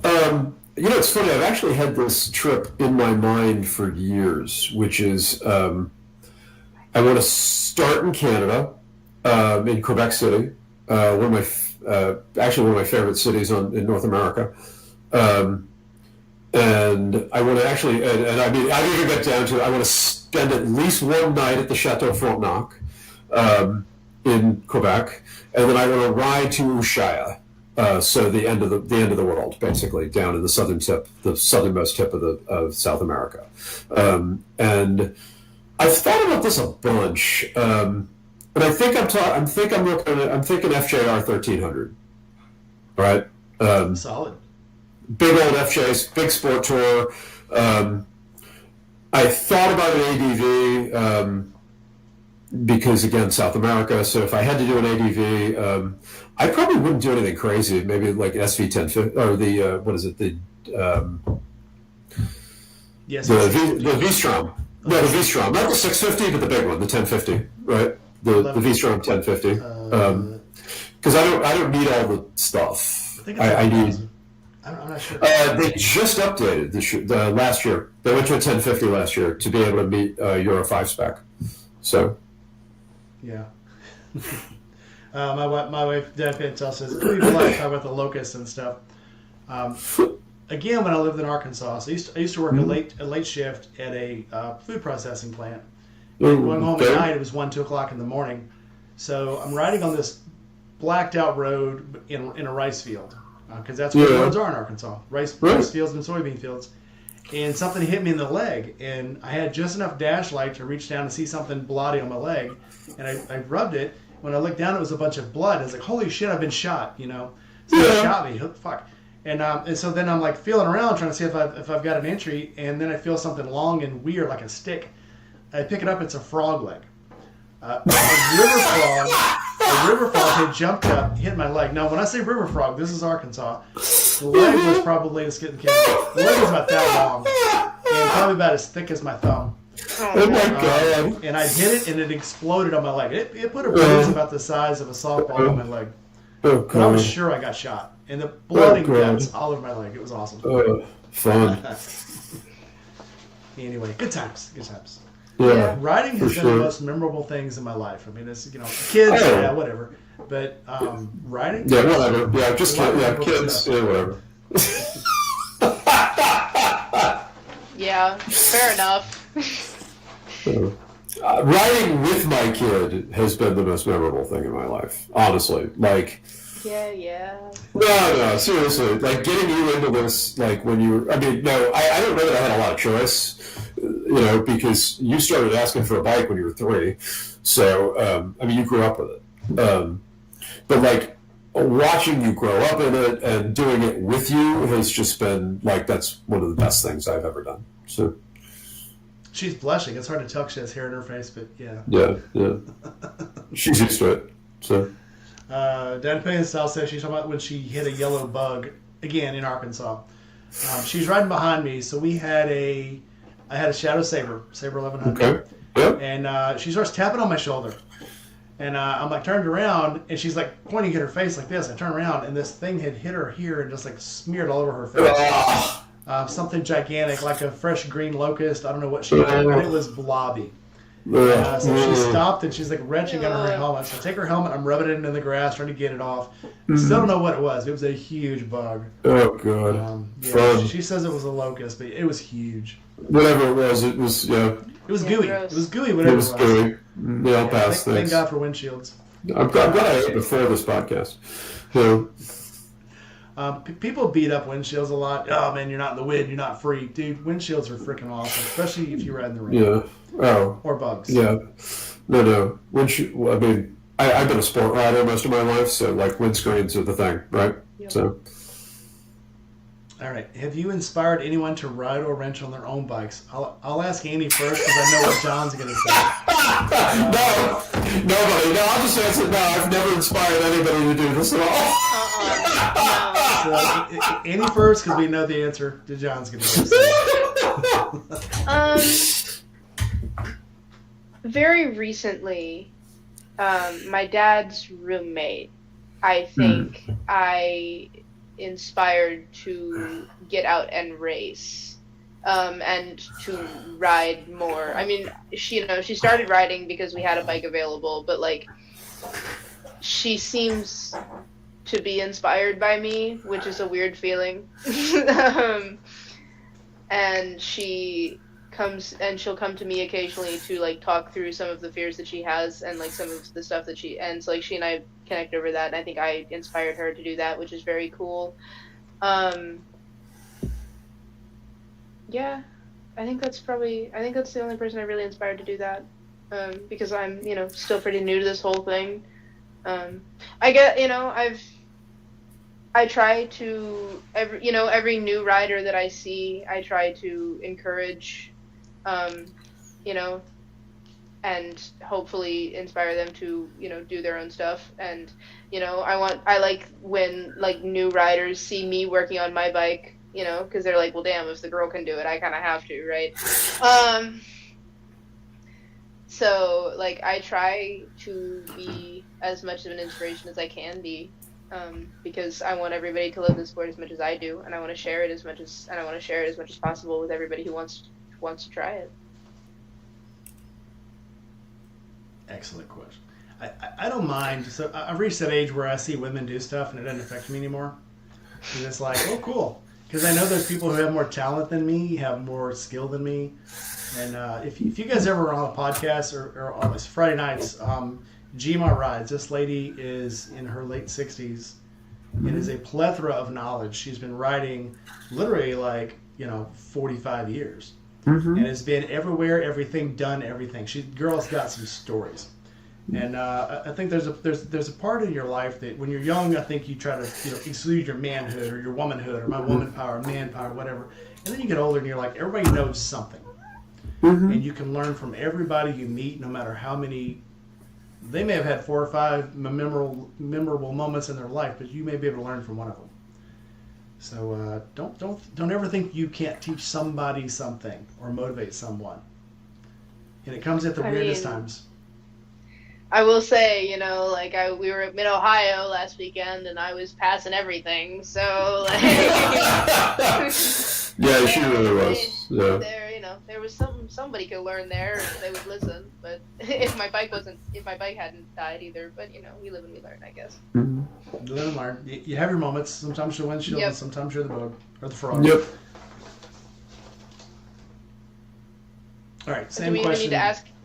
Do we even need to ask him? I think we can just skip this one.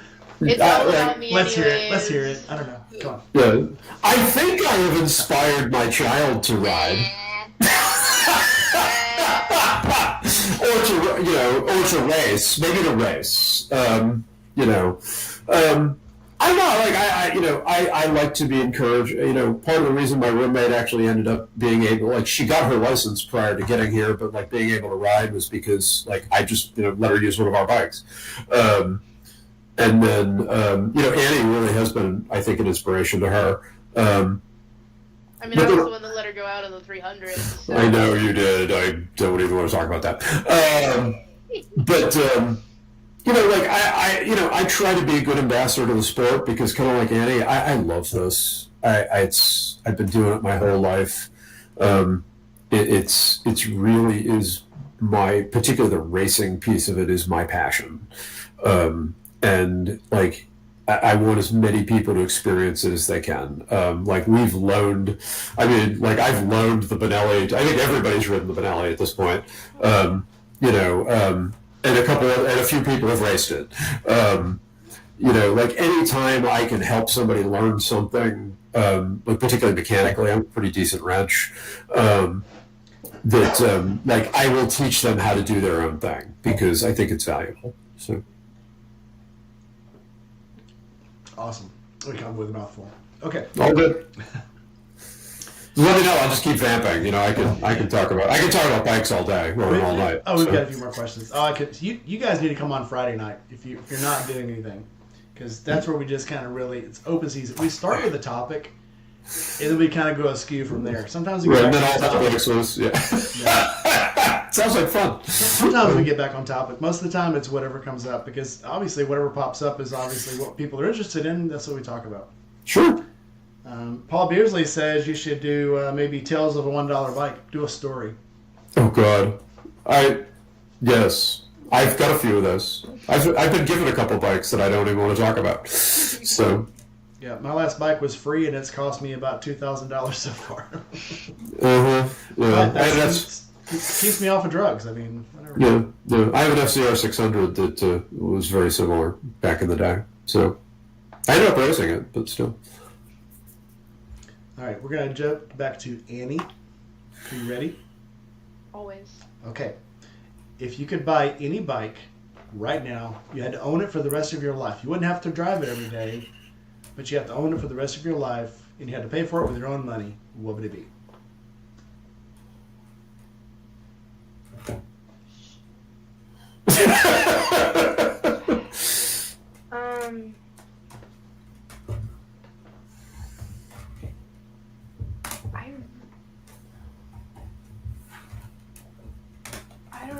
I don't know.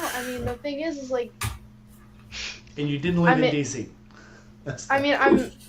I'd honestly, it'd probably be like a Ninja.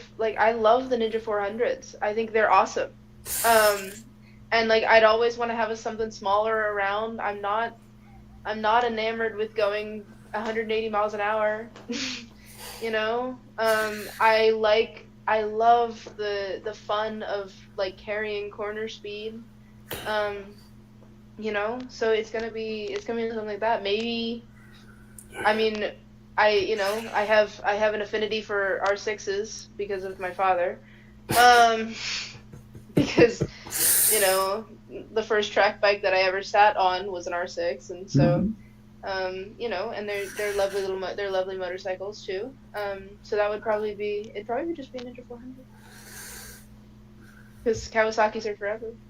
Kawasaki's are forever. That's true. I have a story. I have a Kawasaki story. I'll tell you later. But John, go ahead and go. What would you like? Same question. Oh God.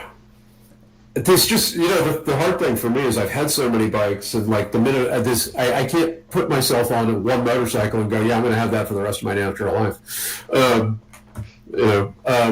Maybe I don't know. I've always wanted and I wouldn't track this bike. This would definitely be a fun bike.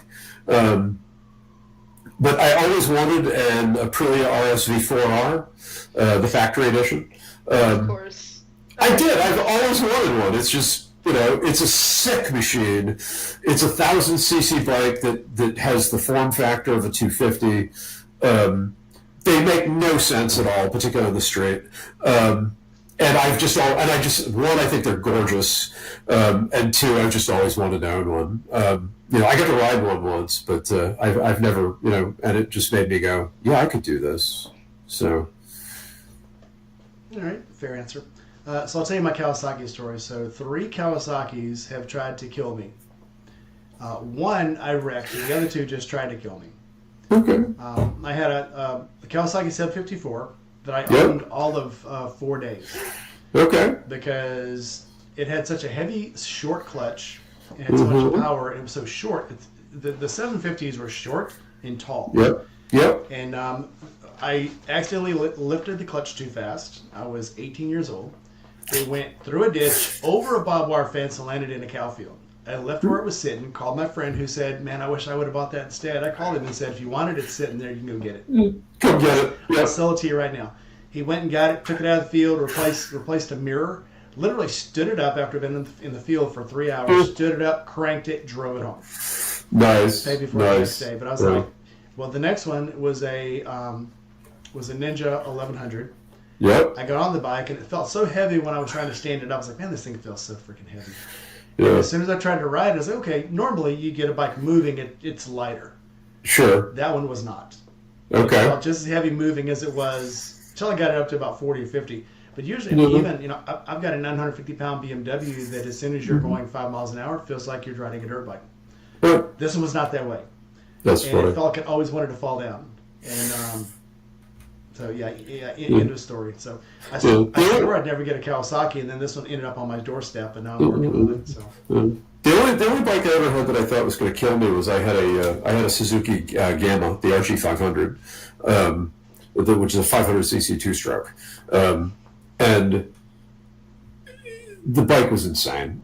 I owned it 6 months and got rid of it because I was like, this bike is trying to kill me, because the power band was about this wide, and it came on like a sledgehammer, and it would, and if it came on when you were in a corner, the ass end would slide out, and if it came on while you were going straight, the triple tree would hit you in the nose, and it was just, the bike was terrifying, and I was just like, this bike is like, I'm not good enough for this motorcycle, because it was basically Suzuki's 500 GP bike from the time. So, say no more. Yeah. That reminds me of, again, back to Kenny Robertson, the yellow 500 Yamaha he had. Yes. No one else would ride it. Other riders had tried to ride it. He was the one that could actually. He said he never handled it. He came to an agreement with it one day, and he let him ride it. So, funny story if you can find it. The story's out there on YouTube. He says, "Yeah, because I never learned how to ride that bike. The bike just let me ride it." That's funny. When it felt like That's funny. That's about how I felt about the Gamma. So, all right. So, back to Annie. What bike would you want to ride just once, knowing you could never afford it or ride it again? So you could ride it. Once you got off of it, you're done. And it could be because of price, because of rarity, because it doesn't exist anymore, whatever. But what would it be?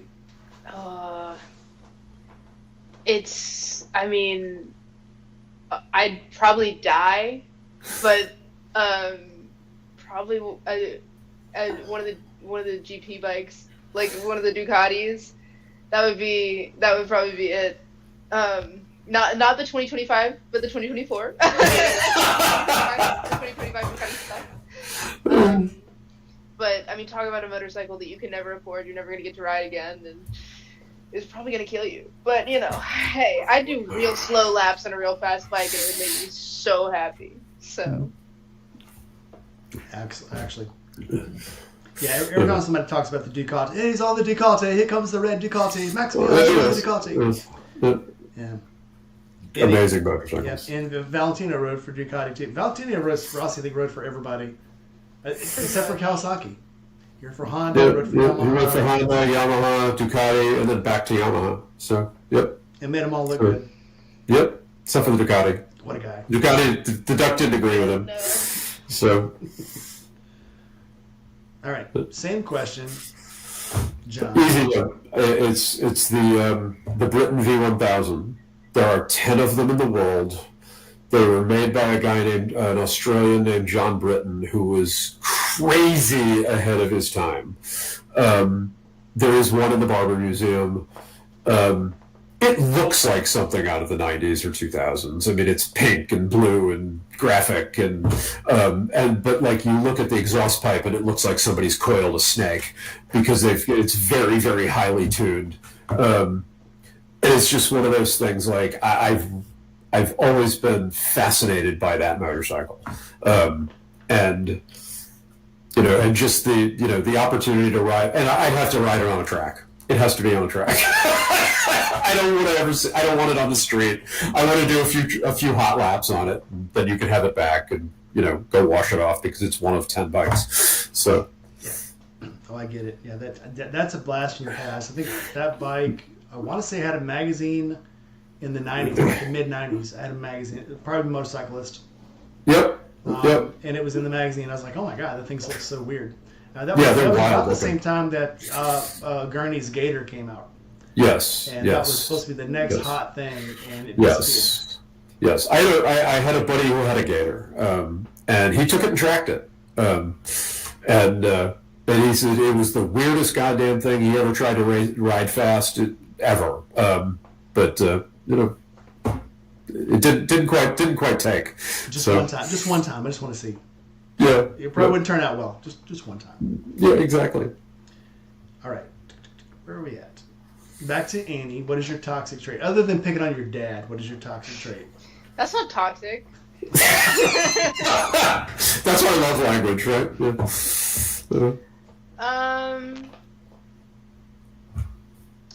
Toxic trait.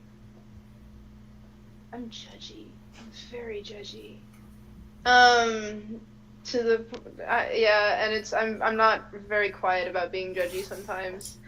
I guess other than that, I have a bit of an ego sometimes. You see, that's why it's not toxic. Actually, that's why. And I'd like to tell my father to not throw stones from glass houses. Oh, that's true.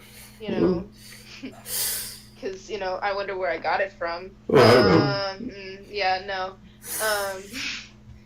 So yeah, those are probably my two big ones.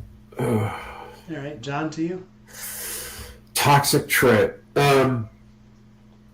So a long time ago, I was given a personality test for a job, and and it measured a bunch of different things. And but they actually called me into to the CEO's office because they said you scored highest on cognition and the lowest score we've ever seen on rules orientation. And they're like, we feel like that makes you probably a short-term prospect for employment in this company. They're like, we want to hire you, we just don't think you're going to stick around very long. I just do not give a shit about rules. I never have. It's never been a thing for me. If I think your rule is dumb, I'm going to break it. And that goes into a lot of different places. Annie will tell you that, I drive like a maniac. Everything I drive it like I stole it.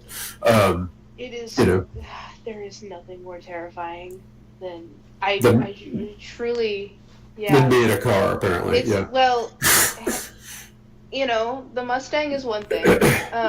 However, I think the time that I've probably feared my life most in this motorcycle experience would be towing two race bikes in a Kia with a trailer, and he drives it like he stole it, and I'm like, we're gonna die if you make that choice.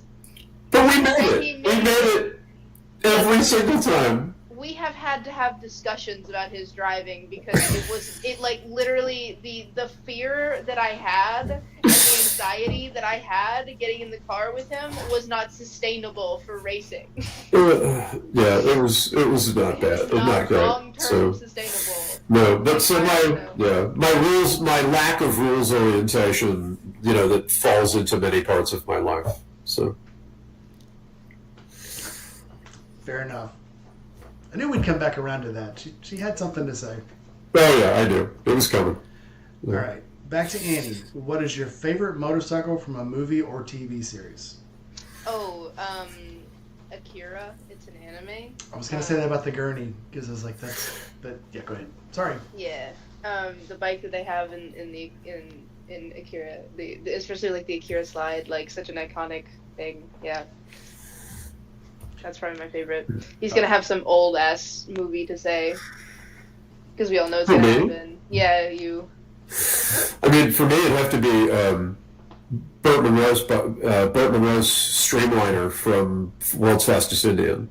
Actually, it's a good answer. That's a cool. I mean, just like everything. I love that movie anyway. And interestingly enough, I'm friends with one of Burt's grandkids.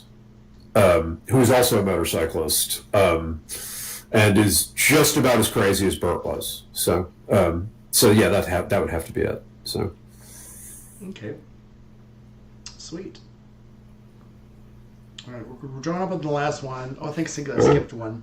Okay. Annie, what is one thing that you will never take a road trip without?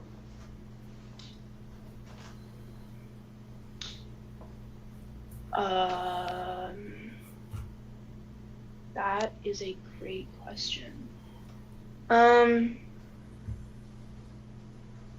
don't really know. I mean, like, other than the basics, like, a motorcycle, gear, and go. Like, I'm not, like, there's not any, I guess, oh, actually, that's not true.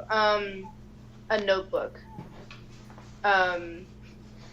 I love to write about what I experience.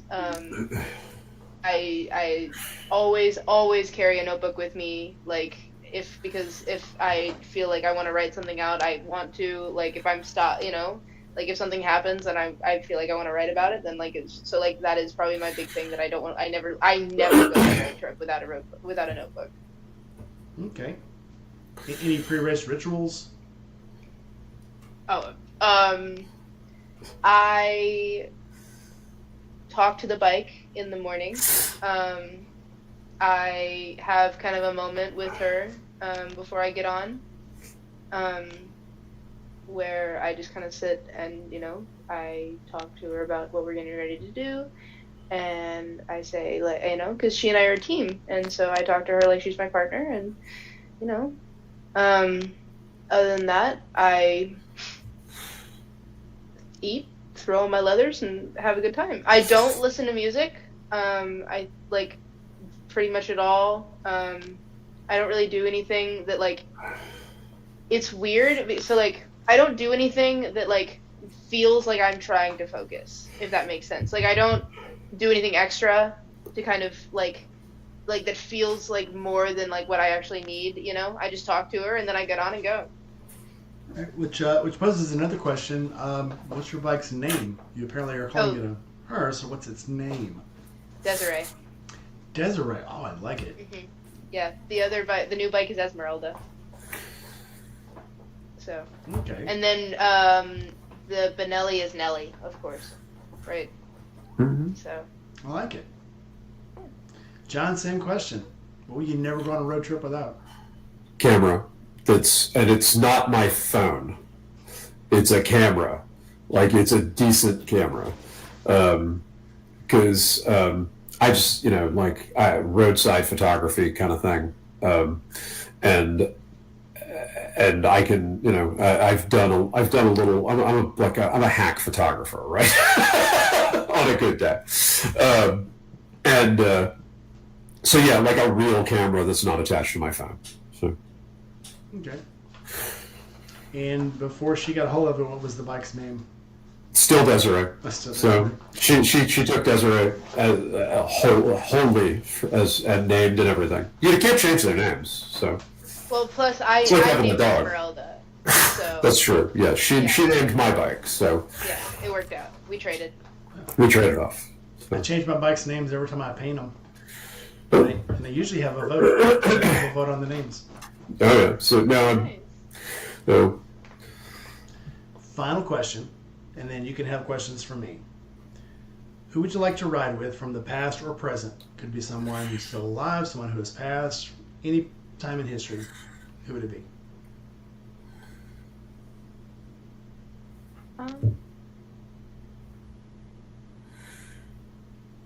don't really have, as much as this is gonna sound corny as hell. I just like riding with my dad. Honestly, I really want to.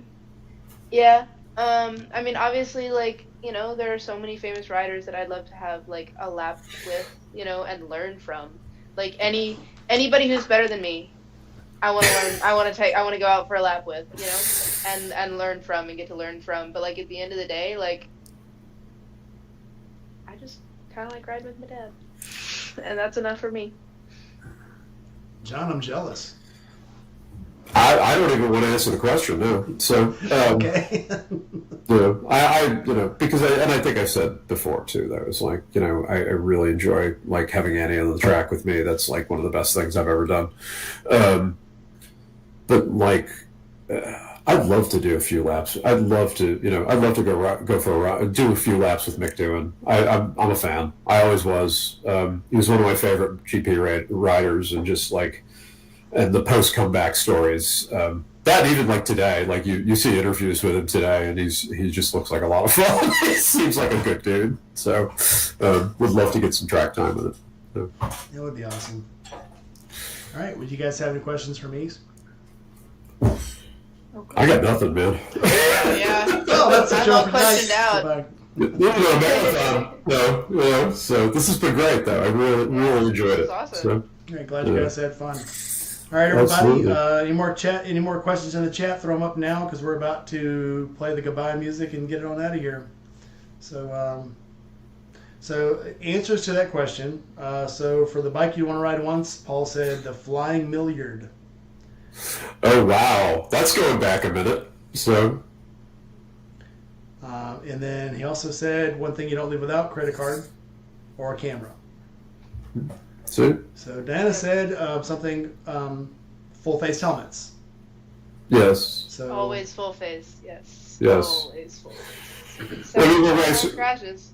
Well, we're racers too, right? It's actually a requirement, but I always ride one anyway. So I think of when I used to ride, even in my teenage, even in the 20s.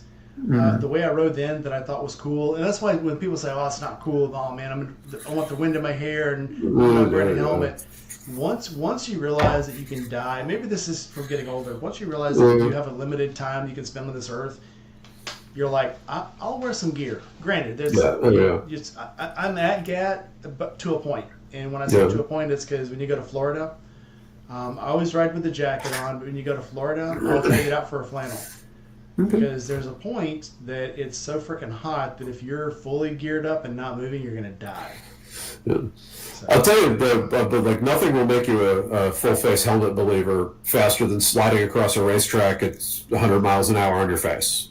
And having done that, and you've done it, having both of us done it, we both still have faces to talk about it. Everything else is a bonus. So. Or catching a bee or a bug right here.